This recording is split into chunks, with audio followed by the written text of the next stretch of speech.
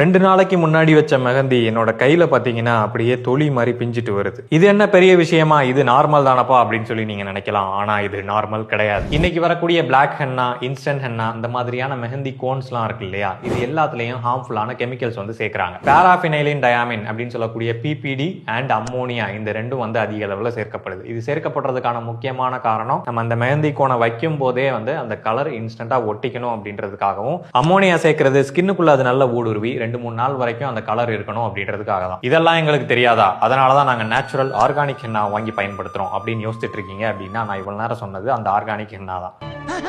அதுலதான் வந்து அந்த கலர் ஃபாஸ்டா அப்ளை ஆகணும் அப்படின்றதுக்காக 0.4% இருந்து 29.5% வரைக்கும் இந்த கெமிக்கல்ஸ் எல்லாமே சேர்க்கறாங்க.